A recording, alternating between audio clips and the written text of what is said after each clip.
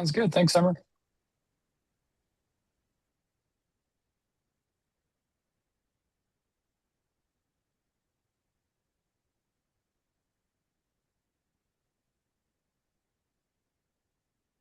All right. Well, good morning, you all. Seems like we have a few people getting in still. I can stop sharing my screen right now. Well,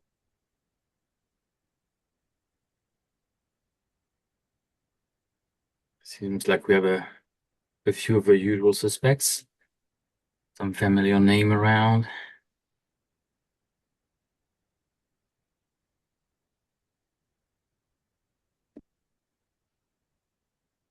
Well, while people are coming in, welcome to the Extracorporeal Hour. We're very happy to uh, host those rounds again today and every 2 weeks, moving on. We have to have like many people connecting. Don't hesitate to turn on your camera. Introduce yourself if you want to. We'll probably keep a few 5-10 minutes at the beginning of the session for people to introduce themselves. Um, and I'll probably also repeat it at the end of the session. But if some of you do not stay until the end, and they are very happy to let you know that next rounds on February 6th, we will have a special guest on the Extracorporeal Hours in the person of Dr. Gilad Segev, who is the corresponding author for the newly published CRT guidelines from the IRRS. And he will make himself available to discuss these guidelines and answer all of your questions. So for those who haven't downloaded the paper yet, it's available, I think, open access on the Veterinary Journal. I strongly recommend to read it and to come to have like a very lively discussion with Dr. Segev in 2 weeks from now. I think it's going to be a very exciting session, and I'm very grateful for Gilad to come and take some of his time to spend with us.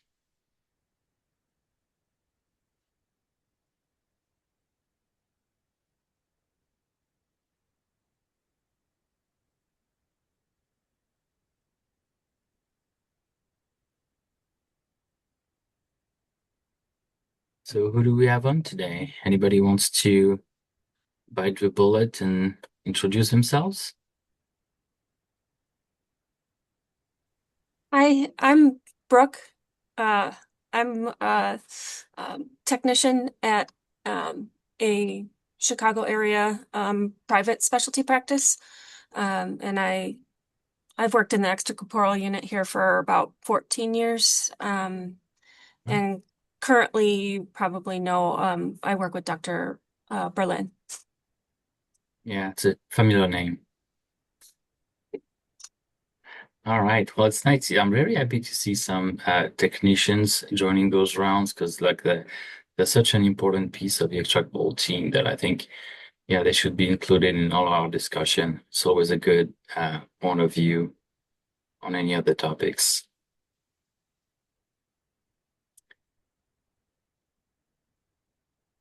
Yeah, Anybody else wants to?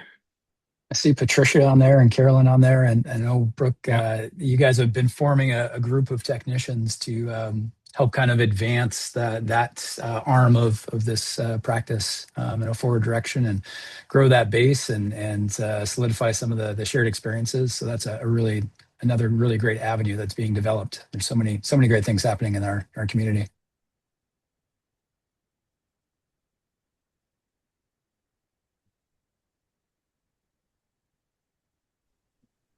I Hi, can All say right, and hi. introduce.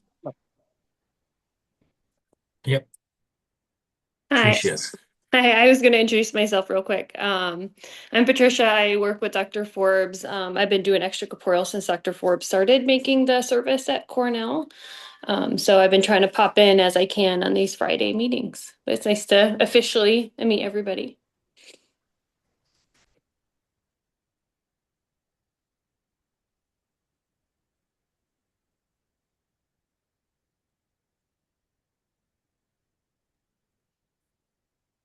I just wanted to say hi also. I'm Julia. I am starting an extracorporeal service in Portland, Oregon. I just finished the fellowship with Wada and Jiwang down in NC State last year, and I'm really excited to be getting a service set up here in the Northwest. All right, yeah, Oregon. That's going to be 2 units in Oregon, right? Yeah, I believe there's somebody getting something going down in Bend as well. I haven't heard. I just heard Correct. that kind of in Yeah. passing. And I know that there's a few other people who have machines around here, but nobody who's currently really using them. Yeah, which is a pretty common situation. Everybody has an old Prismaflex in the closet somewhere. And that's actually one question I was hoping to ask the folks who are here today is that I'm having trouble sourcing a CRRT machine. I've was trained with Prismax and would love to buy one just from the manufacturer, but they've really been not responsive in getting back to me. Um, and so I was wondering if anybody had any advice on that as far as getting one from the manufacturer or the pros and cons of buying a refurbished one. So it's something that I've not been confronted with because I think we got our Prismax right when it came out, and we bought it straight from I think Baxter at the time. It seems that now that Baxter has been rebranded with Ventive, it's been a bit more difficult. And at last IDEX in San Diego, I've heard like many people actually complaining that they had a hard time sourcing a Prismax, and or even like considering like buying it overseas and things like that. Um, I think the pros and cons, well, obviously, if the manufacturer is not answering any email or phone calls, the pros is that you can get one, and it's a platform that everybody's pretty familiar with, and you already probably got some training on.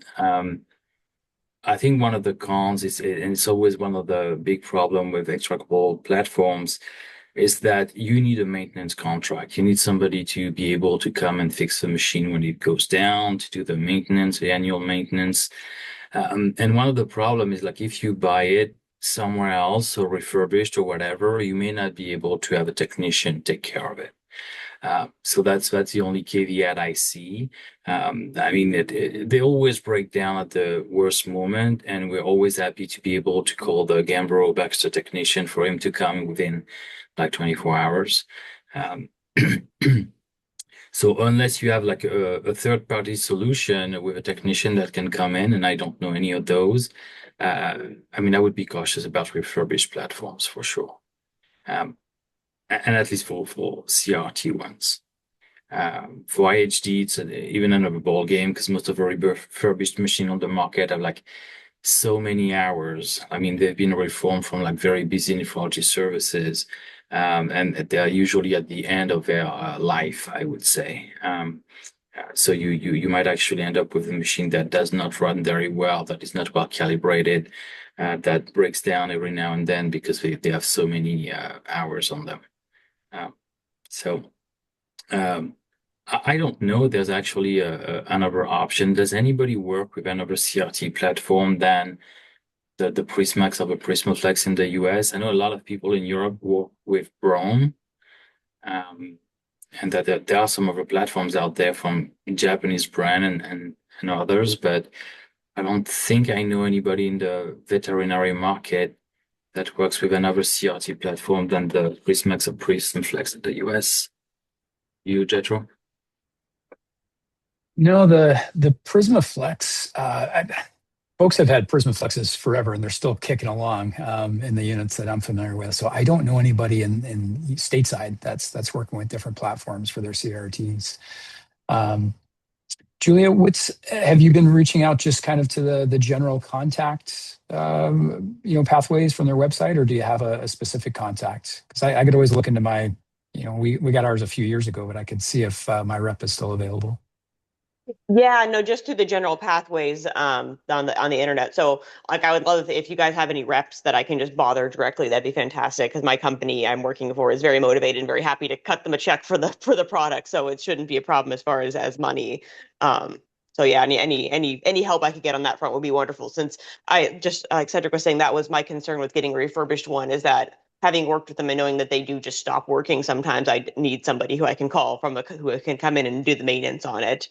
That's my concern with the refurbished machine as well. Yeah, I mean, our service contract has paid for itself in mental health as well as, our ability to treat patients over and over and over again. I mean, it's $4,000, $5,000 a year or so. But from the scales, getting a little bit out of calibration, and that's leading to all kinds of treatment alarms, to our blood leak detector, and they've changed the entire internal wiring on our units twice over to solve that particular problem, which again, I think the expertise and the covering of the spare parts and the servicing in there would far outweigh the ease of getting one refurbished around the secondary market. To Cedric's point, I agree.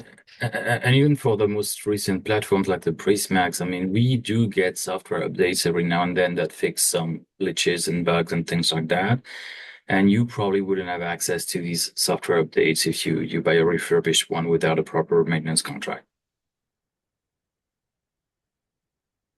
Julie, if you want to throw your email in the chat, and I can dig into my contacts and see if my Baxter folks are still there. That'd be fantastic. Yeah, I'll throw that in there for you. I really appreciate that. Yeah, and those were my concerns as well. So disappointed, but to hear that is the case for refurbished machines, but appreciate your guys' insights. Julia, I wonder, while we've got you unmuted, would you mind just taking us through your decision making around starting with that particular platform as you're getting your unit off the ground? Yeah. So the other machine we just got it this week, and Parker's on the call and can chime in as well. We bought the Purify so I can start doing hemoperfusion first while we're working on that, and getting dialysis and TPE.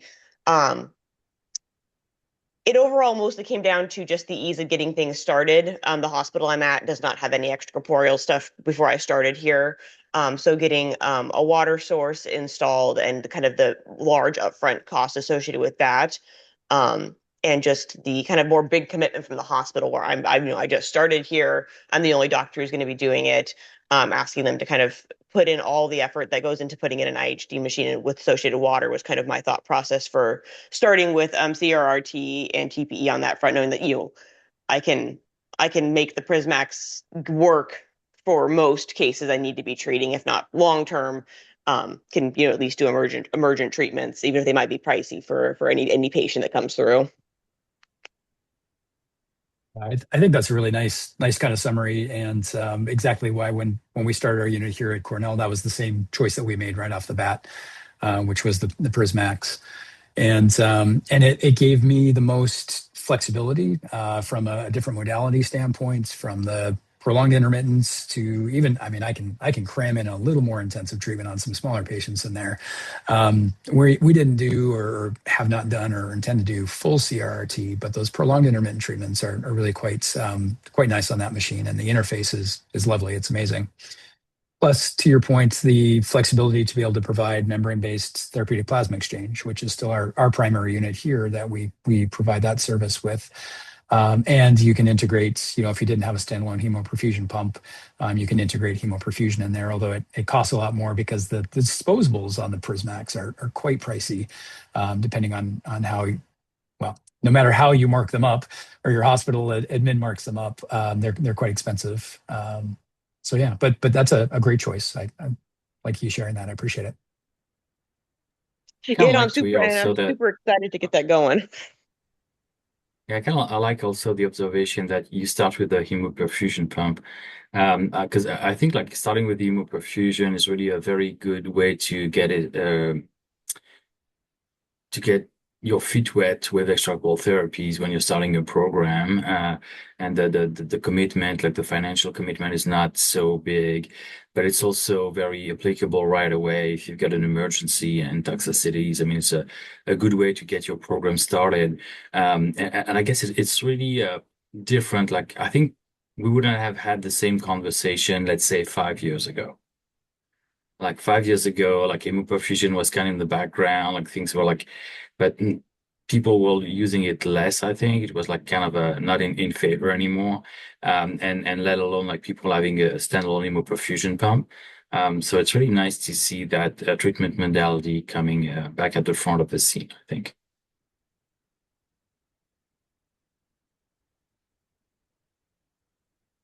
Julia, your other challenge, and once you get your platform anyway, will be to figure out storage for all those replacements and dialysate fluids. Um, that's been a lot of fun on this end. We've got closets and basements, and unfortunately they come with a price tag as well. And you know, as you're talking to your inventory management and your administration, you may, as you're building your practice up, expire a lot of those fluids, and so there may be some losses at the front end as you're growing things and figuring out where that sweet spot is for inventory. I know I certainly went through that. I mean, we've actually had to take an external storage unit for our dialysis unit. So every now and then on weekends, I have to actually drive down to the unit to get some concentrate or catheters and things like that. But yeah, definitely not everything was fitting in the unit anymore. So we had to outsource some of the storage. Yeah, no, that will be an interesting problem to tackle when I get to there on that point. My hospital's just about to start a remodel of for an expansion, so hopefully I'll be able to lay claim to a closet when they finish the remodel before everybody else starts moving in and claim that as my own. But yeah, no, that's definitely a concern. And watching even just at NC State, they got the Prismax while I was there, and so watching trying to find how much dialysate to keep on hand and where to keep it was a struggle at the beginning as well. Are you planning to get once we get you in contact with somebody, get the Thermax option on there as well? Yeah, I think so. I do. It doesn't seem it's not perfect for every patient, but for the ones for the long treat, you know, for the the medium sized ones, I think it was a nice to have as an option at least. Yeah, for sure. I ended up never looking back on the Thermax. It's been a great addition. Again, you know, the smallest patients that you'd love to use it for, it doesn't incorporate into the smaller HF20 circuit. It adds a lot, you know, that extra 27 mils or so to the circuit volume. But for the patients that it works on, it's been really helpful. And I don't know, maybe somebody else in Cedric even will have some comments on this, or Julie, I don't know, at NC State. I did get the auto effluent option, and I have never used it. And you know, it adds some extra disposable cost to my clients, and I'm just as happy to take a bag off and empty it or switch out the effluent bag myself. So I don't know, do you guys have the auto effluent on your Cedric? Yeah, we do. I mean, kind of like when we got the machine, we were happy to play with all the options, and we used the auto effluent a couple of times, more so to get familiar with it and to by curiosity to see how it was working. Um, I mean, most of our patients, we usually get away with one waste bag or two. So like changing the bag is not so cumbersome, I feel like. Now, obviously, as people maybe move to do more continuous treatment, it's a nice option to have. And I think that's what was appreciated on the human side. Well, first of all, they're dealing with a lot more effluent, right? Because if you think about it, for like a 70-kilogram patient, if you're running 30 meals per kilogram per hour, that's a little bit north of 2 liters, meaning that the nurse would have to change the bag every 2 hours and a half. And so if the patient is on the CRT platform for 24 hours, that's a lot of changing of bags. So that's why the auto effluent is a nice option. But again, in our patients, I feel like unless you're really doing CRT, I don't feel the need to use it. It adds some cost, just like you mentioned. But if I mean, in my next hospital, I might be able to start to do transitional CRT as described in the recent guidelines, meaning that we would treat the first 24 hours before transitioning to IHD. Definitely in these cases, I think probably I would put the auto effluent there. It's also, if we're just looking at the cost, I mean, it's always kind of a shame that we're using these sets for like 5 to 6 hours and they cost like 350, $400 when they could theoretically stay on the machine for like 72 hours. So similarly, I mean, if you do a 24-hour treatment, then maybe you only use one set, and then the cost of the auto effluent will be not that much more compared to 2 PRT or 3 PRT treatment.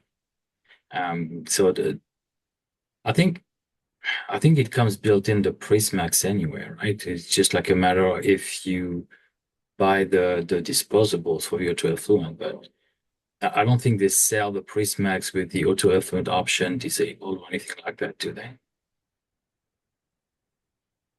I'm Because the looking at Thermax my. is a standalone device on the side, but the auto effluent is kind of built in on the side of the machine. So I mean, if they make you pay extra for that, that's kind of like not very nice. The Thermax though is considered to like a standalone device. So basically, you've got a different machine number than your Prismax, and you will have a separate maintenance contract for the Thermax. So it might be something to negotiate to start with and make sure the cost of the maintenance contract for the Thermax does not exceed the use you have for it.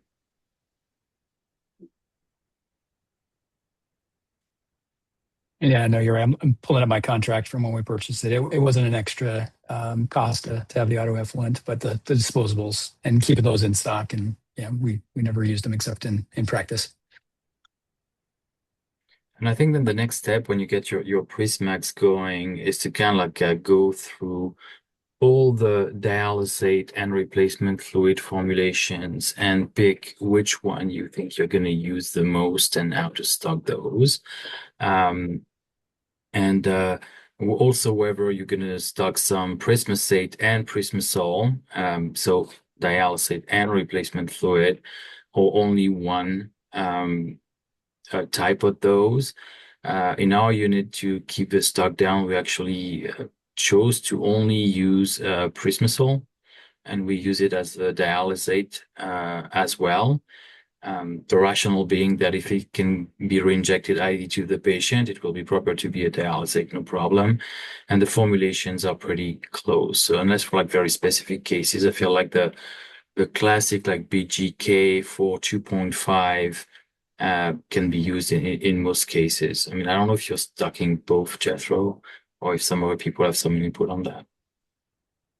We're also just stocking one, and then two versions, one with a low K or an OK, and one with the normal K. The 2K and 4K usually. Yeah. And what our Baxter folks shared with us at the time is that both fluids are actually made in the same facility under the same conditions, both the Prismasates and the Prismasols. The one has achieved the additional FDA approval process to be given intravenously, but they are both made to the same sterile standards. So from that perspective, but that's internal behind curtains information that they shared. Because there is a price difference in those two as well, between the Prismasate and the Prismasol. So that's the Prismasol is probably like $5 more on the Prismasate or something per bag. I thought it was a bit more than that, but maybe I'm off. Not too bad.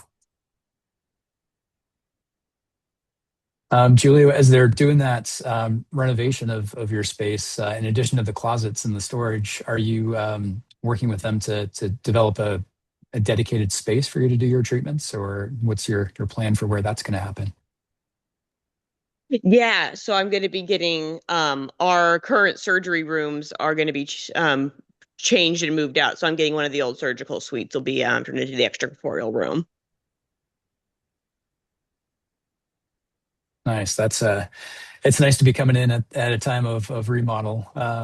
I don't know. I'm sure a number of other folks on here have experienced the challenge, but maybe not Cedric, because I think the UC Davis branch was pretty set up down there, space dedicated wise, but multi-purpose anyway. We started our units in the middle of the ICU and on the crash table, and that was until we shifted some other services around to achieve some space that we could use specifically for extracorporeal therapies. That was a little bit of a space challenge, but it came with some benefits, and that as we were growing our staffing team, and Julia, that'll be curious to hear what your plans are for that too. Building our staffing team when we needed bodies, resources, supplies, runners, even having those folks in the ICU available to us to help out with sometimes our less stable treatments was a benefit. However, the flip side to that was, there were people coming in and out to get food for patients and going back and forth across our table. And my dog would turn his head and the catheter would suck up against the wall of the vena cava, and we'd get all these, alarms just because the patient was like excited to see what was going on. So it was a boon, but also, to have all the resources around, but also quite challenging and frustrating in that regard. But if something did go poorly, we had lots of folks around for it.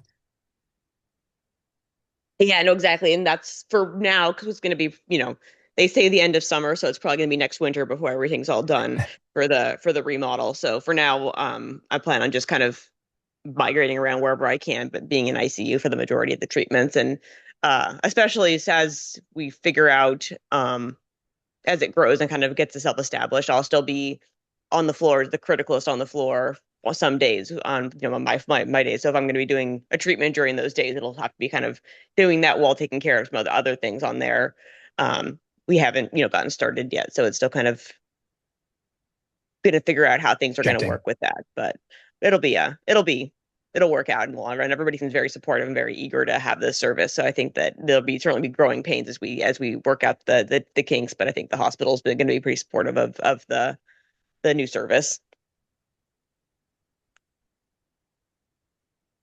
That's great to be in a place that is that gung ho and that supportive, because it'll be amazing what you guys can build there. So that's really wonderful. Do you have? I know you haven't even got the machine yet, but do you have plans or thoughts around how you're going to build your technical support team around that? Yeah, it's at this point, one of our technicians, one of our BTSs has some interest in learning it with me and be kind of working to be like on call with me for cases, which I think would be wonderful. And then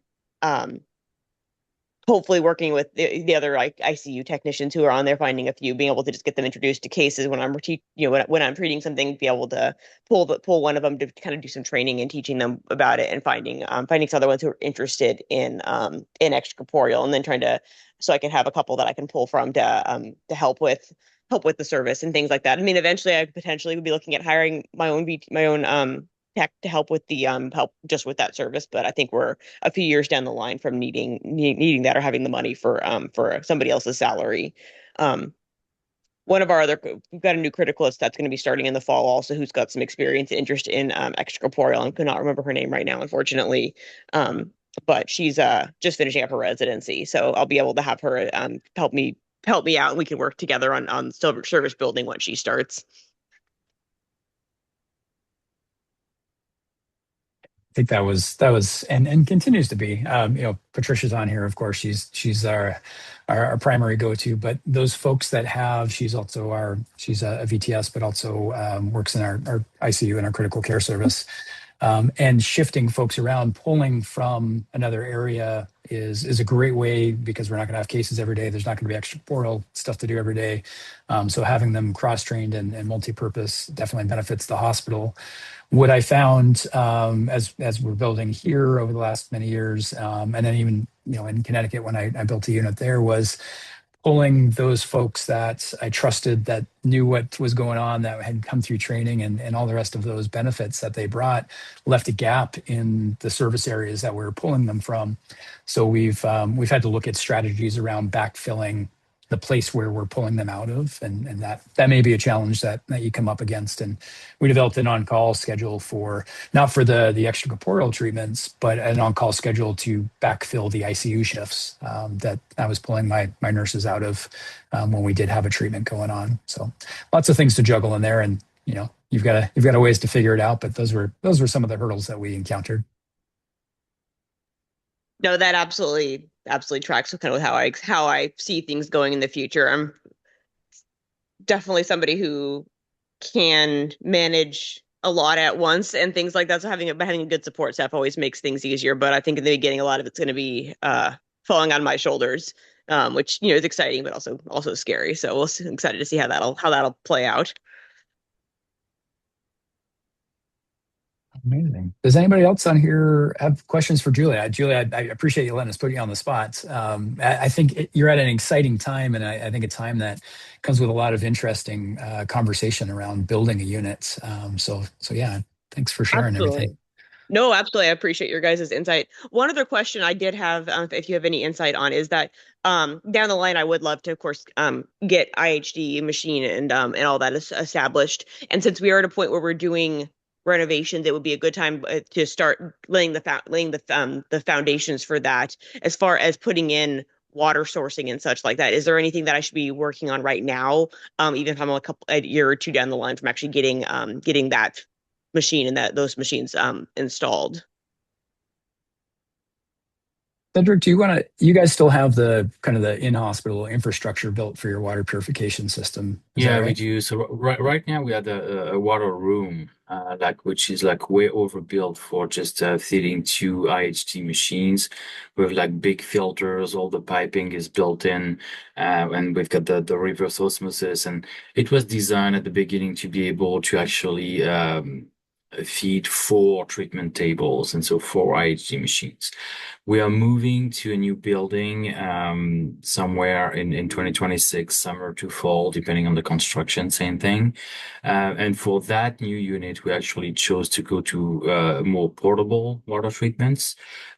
So they do make now these very handy-dandy like carts where you have like the full like 5 micron filters and the charcoal and everything, but like in a smaller dimension. And then you can include your reverse osmosis unit on there. One of the caveat with that is like most of these reverse osmosis portable reverse osmosis machines cannot feed more than one machine at once. I feel like probably they could feed like feeding two machines would be a stretch during treatment, and they definitely couldn't do it during cleaning and disinfection and things like that, because the output is about 2 liters per 2 liters per minute, I think, which is okay if you're just running a treatment. But if you're running disinfection, I think the most of the machines are pulling more than that, and you couldn't run two. So it's likely that we're actually going to buy two of these water treatments, one for each machine, which also brings the advantage that if one breaks down, we still have a backup, which is not the case right now. So I think it's more if you want to plan ahead, it's definitely going to be plan the space to put that water treatment and make sure that you've got all the plumbing to connect it to the city water, and then see how the connections are going to be made to the treatment table or to the machine. And so probably get in touch with water treatment people. I know that Fresenius probably have an in-house water treatment solution. There's also some other companies like Marcor, I think, has a pretty nice cart, and they can provide also the reverse osmosis from different manufacturer. I know a lot of people at the Gambro WRO 300 or something like that. So it's more, I think, the water treatment, the space for the water treatment and the connection of the water treatment that you need to plan ahead for. So especially if you're remodeling right now and kind of designing the room, that's a kind of input that the architects are going to need. And then whatever IHG platform you choose, I mean, the footprint of the machine, the connection to the water treatment, whether you get a Gambro or Fresenius or whatever, is going to be pretty much the same, I think. So I would focus more on like choosing and planning for the water treatment to start with. Excellent. That's really helpful. And that's the portable carts is what we had at NC State. So that's what I've been familiar with. And it can only feed the one machine at once, really. So but I think, especially for me at the beginning, I don't think that's going to be a problem. I don't think I'll be doing two separate treatments right away, maybe someday. But yeah, I guess my other question is then if is there anything, there's nothing special besides it needs the RO and water cart needs to be able to hook up to the city water, but there's no special connection to the city water that it needs. It just needs the regular plumbing, regular piping, right? Well, I think there are some technical specification in terms of like the flow and the pressure. Okay. That's also something to check with the manufacturer. I'm not very familiar with all of those. Yeah. But definitely when you look at the specification sheet, basically for water treatment, they would tell you what kind of pressure, uh, temperature, and flow has to go into the unit, and what kind of output you're going to get. Same thing in terms of temperature, flow, and pressure.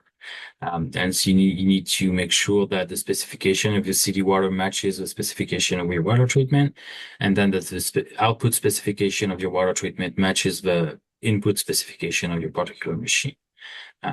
So yeah, I mean, these kind of solutions are pretty nice. I feel like most people have them in the same room as the machine now. I was lucky enough to have, again, my water room in the back, so all the noise was kind of contained. But it also come with some caveats, if that, like, if you have the water treatment in a separate room, that means that you've got a lot of tubing between your water treatment and your machine, which is a source of potential like infection, biofilms, and so on, even with proper disinfection. So, yeah, I kind of like those portable solutions. Yeah, we went with the portable solution for a couple of reasons. One, we've got some DI water sources within the hospital, but to get the ultra purified water that we were after with this has the dual carbon filters for the chlorines and the 1 micron, the 5 micron filter for debris, plus the RO, plus the water softener. So for me on the small scale level that we were, it provided the most control over all of that water generation. To your question about what it needs, from the hospital connection, it just connects to a tap. We had to adapt it initially until we got a dedicated faucet in our room. We just get an adapter onto the spout of the sink that's there in the background of this picture, actually. It does provide a little bit of a noise, like Cedric suggested. It's got some whirring, and from our perspective, it does alarm every now and then when we have what seems to be intermittent pressure drops in the water pressure in the hospital, and so we will get some run dry failure alarms with it. So having it in the same room allows us to kind of address those when it comes up. But it's been really quite handy. Now we have our dedicated space here, like you will, as you're building it. But it also provided me with the ability to move from space to space if I was going to have to, adapt and be flexible in terms of where I treated my patients on the IHD platform.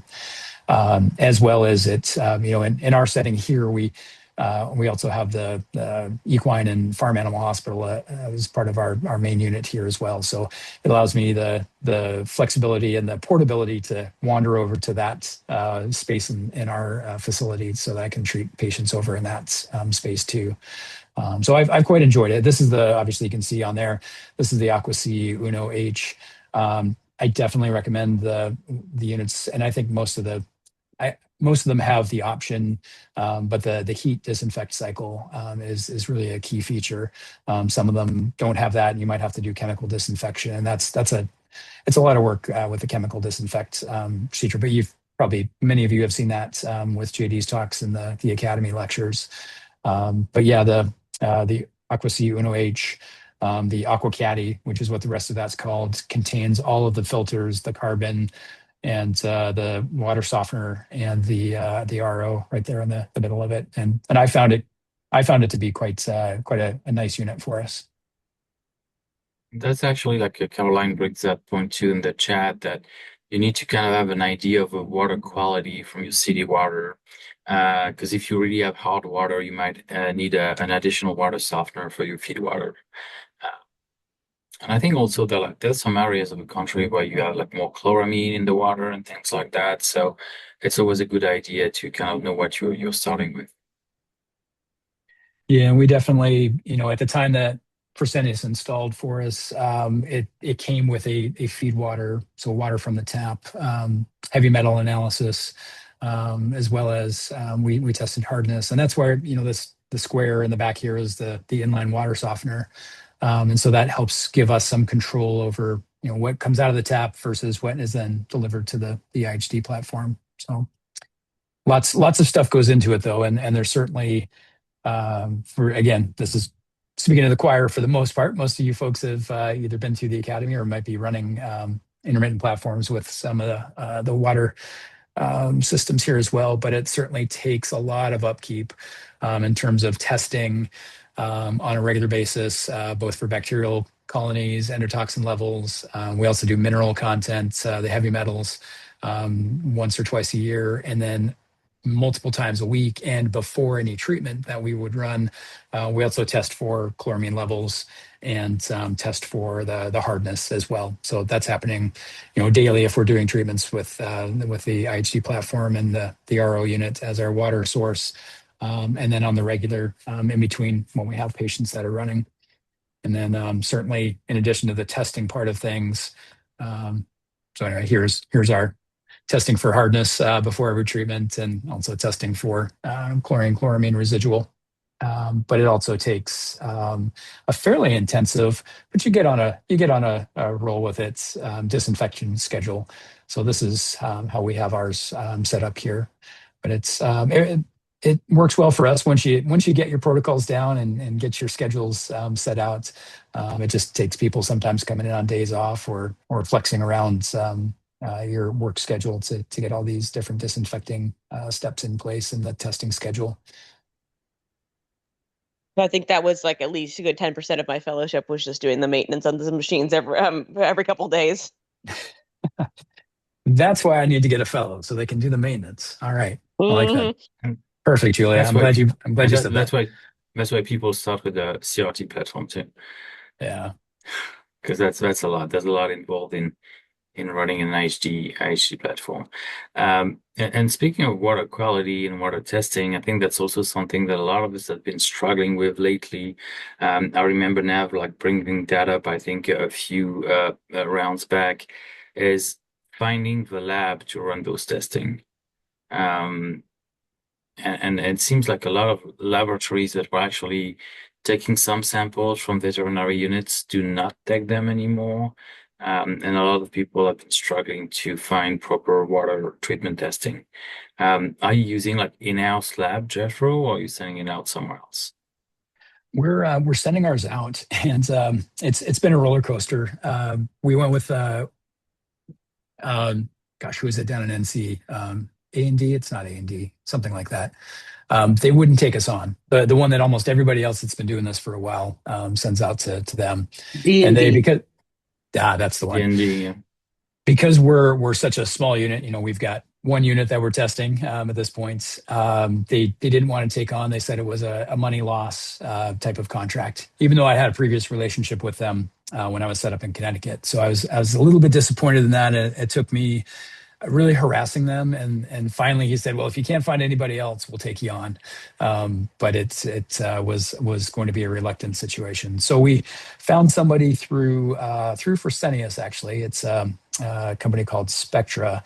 However, after a fairly rocky onboarding, we got our testing set up, and it went well for a while, and they've just backed out and decided they're not doing in-unit water testing anymore. So that's who we were sending our bacterial colony counts, our endotoxin levels, and our heavy metal analysis to. And so we're now just in the process. We've got them for one more month. Fortunately, when we were setting up, one of their reps moved to another company. And so I stayed in contact with her, and we're now in the process of getting set up with this new company. So for us, yeah, it's been a bit of a roller coaster. And I think that's really something that those kind of like rounds should help with, like also like a call to the community. Like if anybody has a good solution for water testing and a good relationship with them and happy with their services, like please feel free to share, because I think a lot of people are struggling with that, depending on what coast you're on as well.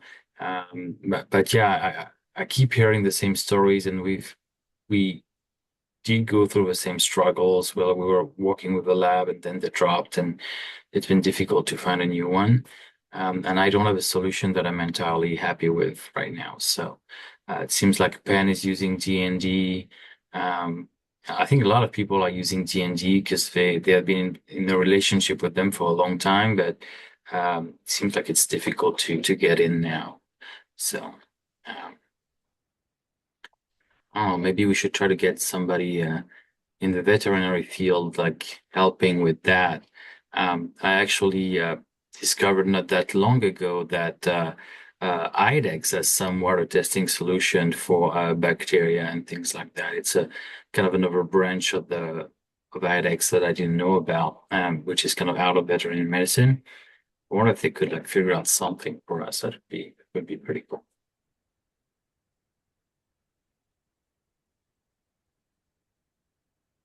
Yeah, maybe D&D just didn't like me, even though, like I said, we'd had a relationship before, many moons ago. But this is who we're transitioning to is Ascend water testing, who have been quite uh, aggressive, maybe not be the right word, but very generous in like, hey, here's everything we have. We really want a relationship with you guys. We're super excited to get you started. They've got a really cool interface for water testing and seeing your results. The shipping is pretty straightforward as well out to them, and so they've been really generous and really supportive as our new vendor for this service. But I'll let you know how it goes in a year or so and see how all that holds up once we've got the contract in place.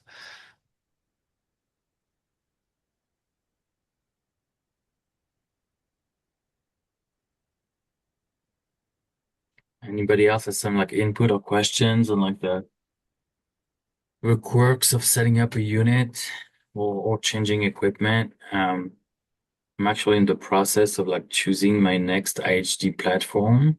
I'm gonna have to retire my good old Phoenixes, and we'll probably transition to Fresenius because it seems like that's what everybody's doing right now in the veterinary field.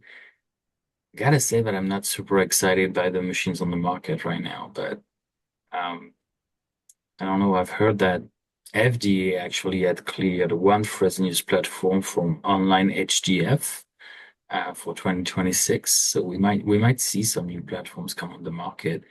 Might open like maybe we'll see some Gambro Artis or so and some Nikiso machines coming on the US market at some point. Might provide some more options to us. I don't know if anybody went through that process recently and what made them choose the Fresenius 2080 or some other platforms. I think some people had the AK96 or I98 as well, but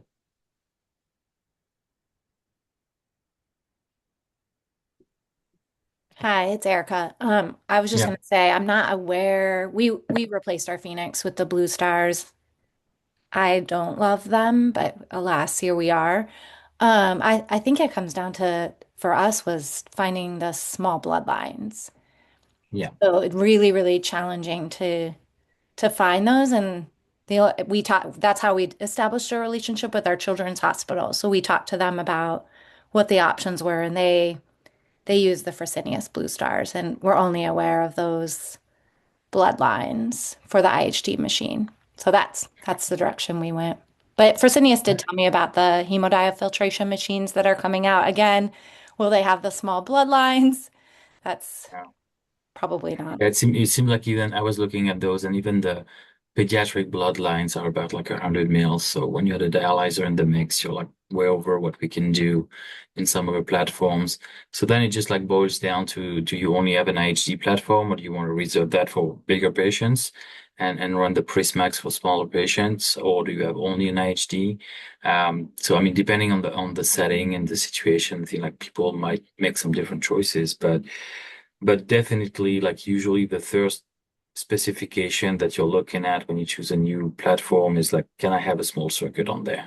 And it's probably why so many of us ended up with the Thinix in the first uh, at the beginning. It's like because we've got these neonatal lines, or like what 40 mils I think on the Thinix, and it's very hard to find like anything similar on some of the platforms. And a lot of these HDF platforms on the market actually come with like kind of a cartridge, what you said. just like you would like on the Prismax or on Optia.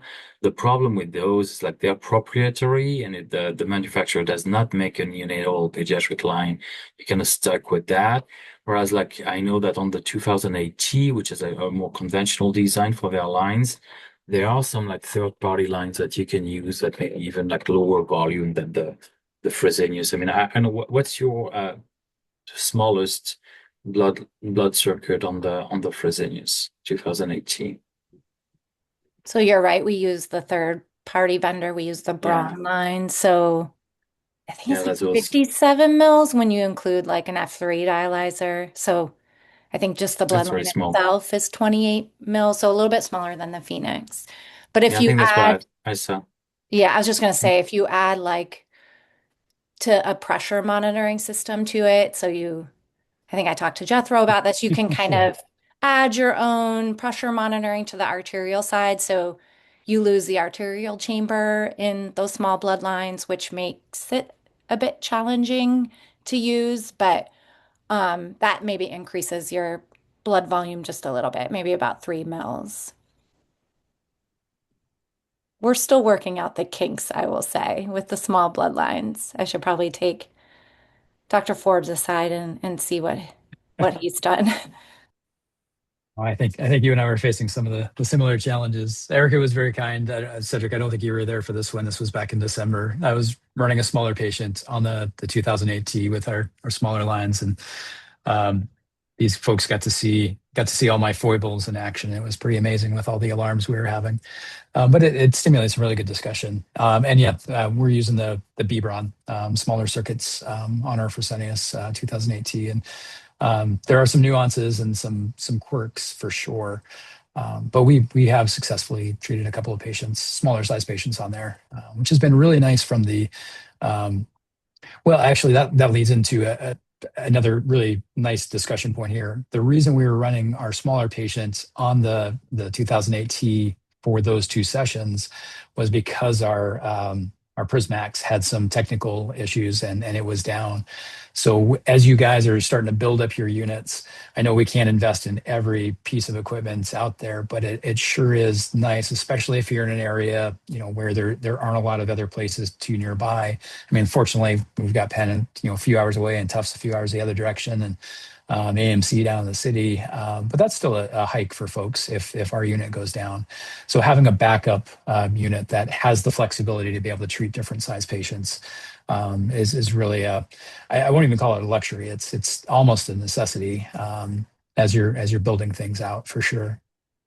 It just boils down to building redundancies, like having different options for every kind of patient. So you're not stuck if one of your machine decided not to work that day and things like that. I guess I was lucky enough when I came in San Diego that we had like 2 IHD platforms. And if I need to count the number of times where we treated 2 patients at a time, it's probably just like a handful. However, the number of times where we decided to start a patient on one machine, that machine didn't want to work that day, and we used the other one to be able to treat the patient while the maintenance guy was coming, that's probably like at least 5 to 6 times a year. And you always have surprises like that. So, not saying that you need 2 IHD platforms for your unit, but I think the ability to treat on the Prismax or the IHD and figure things out around that is always kind of a good idea anyway.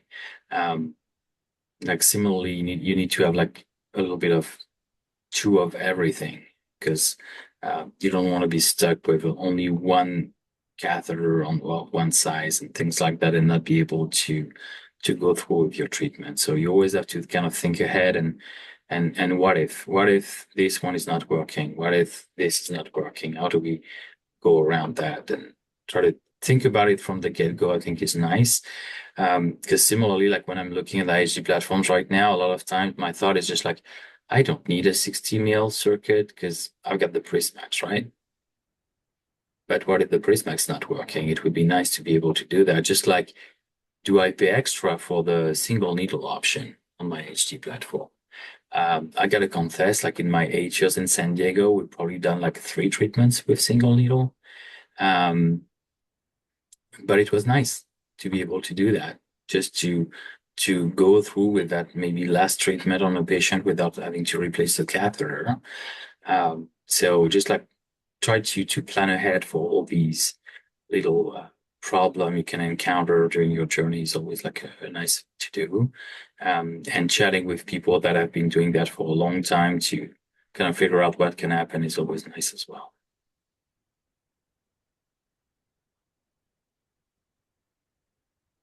And Julia, again, kind of back to you getting started with this. One of the strategies I took to kind of enforce this part of the conversation was actually laying out a plan of acquisition of equipment over time, knowing that, starting from zero caseload, it was going to be a lot to ask to have multiple platforms and different redundancies and backups built into it, but kind of having that laid out for both the two units I set up in Connecticut and then here at Cornell, a strategic outline of the progression of equipment acquisition as we build things out, and actually have some commitment from my administrations in both units that was going to be what we progressed through. So it helped so that they knew, they weren't surprised when I asked for another $50,000 for something 2 years down the road, and we'd already justified it and agreed to it, and given the business model of how it's going to help the hospital and help our service and everything else, well established ahead of time. No, and that's The definitely thing, oh, sorry, go ahead.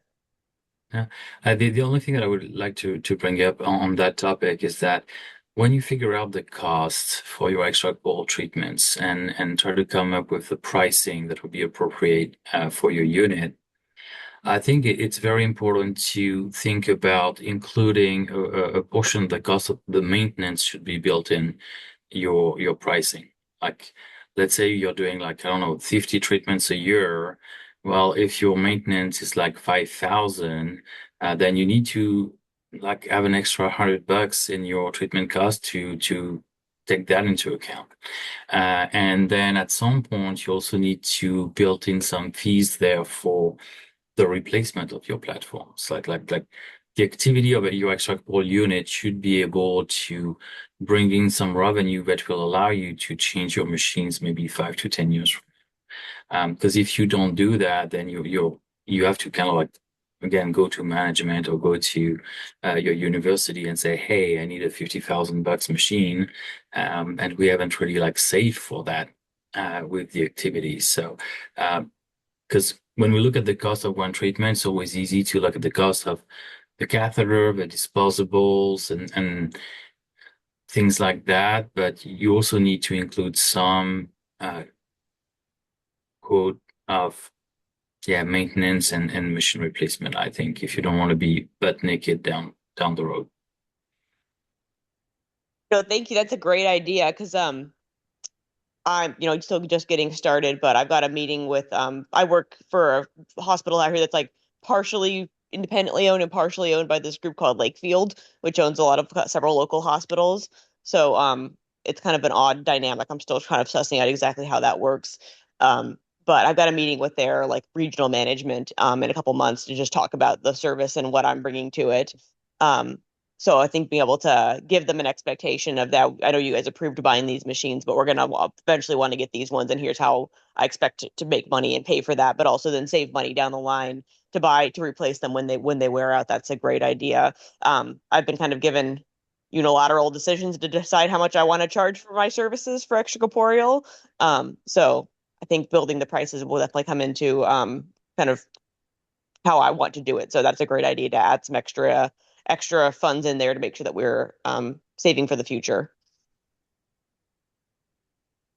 Yeah, I was lucky to work with, well, lucky. She's wonderful, but our financial business office went through with a fine tooth comb and picked apart the service contracts, depreciation value, the average annual use and treatments and sessions that I provided her with, and also incorporated some overhead costs in there to come up with our package of what a treatment costs. independent of all the disposables, which obviously have their own cost and their own variability to them. But that's what, as vets, we don't like to talk about and have to deal with all this stuff, but it's really important stuff, especially to Cedric's point of having to plan for replacement at some point. All right. And then Well, we that also, was a very nice discussion, I think. Like setting up a unit is always exciting. No, thank you guys so much. I really appreciate your expertise and insight. And yeah, it's a big undertaking. There's a lot of things I'm still gonna be figuring out, but I know it's not reinventing the wheel. You guys have been doing this for years and have made your own unit. So I appreciate your guys's your thoughts and insights and ideas for how to make it go smoothly. But yeah, just finding somebody to sell me the machine is going to be really the next hurdle I've been trying to get over. And then once I cross that one, then we'll get to actually doing the treatments and having running all that in a new hospital. But I'm super excited and grateful. Thank you. yeah, thanks for being so open and again being on the spot. I know there were a few other folks on here that are expanding or growing their units as well. So some of these challenges and steps and strategies, and even things that you do differently than any of us would have done as you go along with the building process will be helpful for everybody.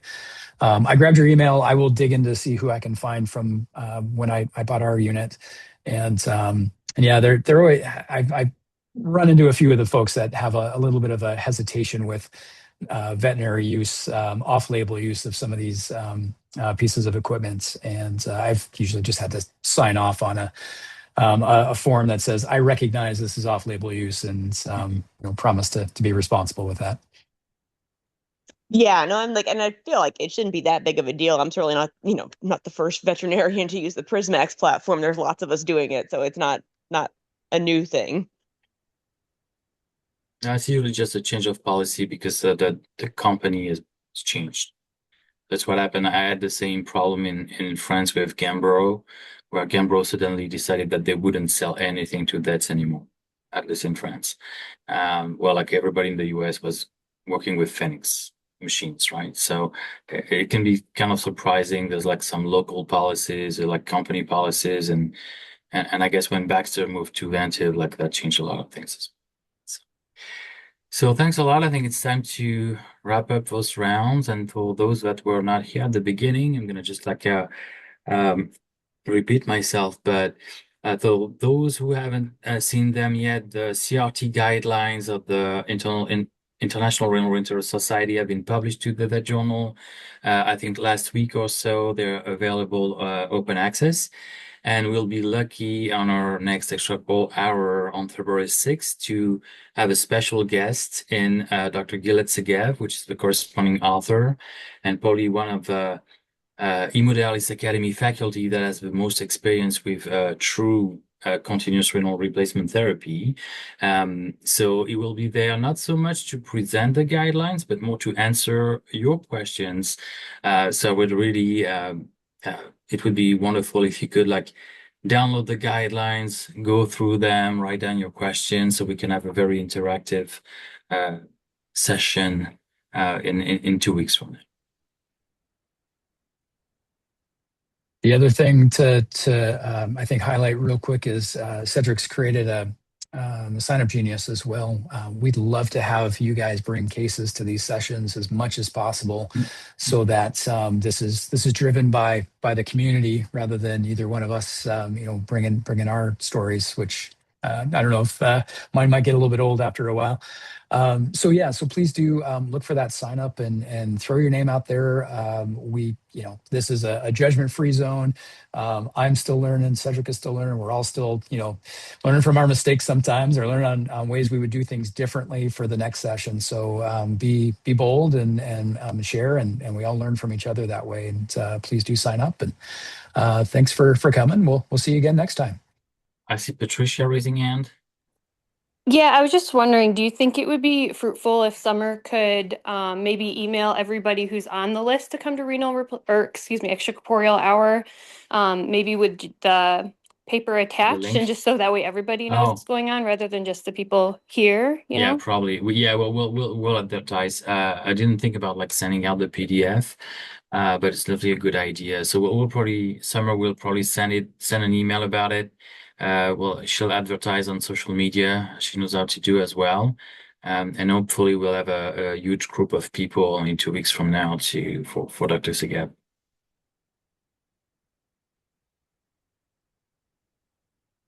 All right. Thanks, everybody. Happy extracorporeal therapying, or however you want to say that. And we'll see you in a couple of weeks. Bye. Thanks, bye. All right. See you later.